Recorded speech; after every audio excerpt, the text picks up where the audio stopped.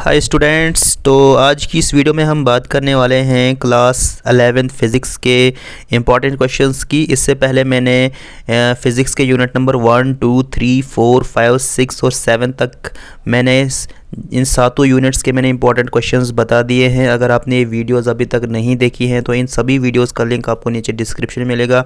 वहाँ पे आपको एक प्लेलिस्ट मिलेगी, उस प्लेलिस्ट का नाम है class 11th physics all units important questions.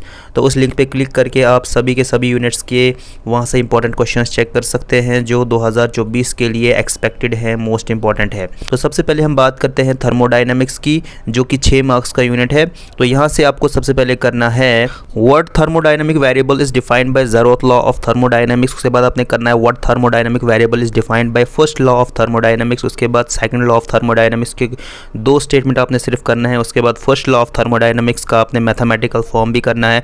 उसके बाद ज़ेरोथ लॉ ऑफ थर्मोडाइनमिक्स का आपने स्टेटमेंट करना है और हैंस डिफाइन टेम्परेचर। उसके बाद what is the efficiency of a Carnot engine working between ice point and stream point. उसके बाद what is reversible and irreversible process, give one example. उसके बाद what is isochoric and isobaric process, write first law of thermodynamics equation for all these processes. उसके बाद what is the change in the internal energy of a gas which is compressed isothermal. तो ये थे वो सारे के सारे important question जो आपने थर्मोडाइनमिक्स वाले यूनिट से करने हैं। अब हम बात करते हैं अगले यूनिट की, जिसका नाम है काइनेटिक थ्योरी ऑफ गैसेस। तो यहाँ से जो इंपॉर्टेंट क्वेश्चंस बनते हैं, तो सबसे पहले आपको यहाँ से करना है postulates of kinetic theory of gases. उसके बाद state law of equipartition of energy, right number of degrees of freedom of mono atomic, diatomic and try atomic gases.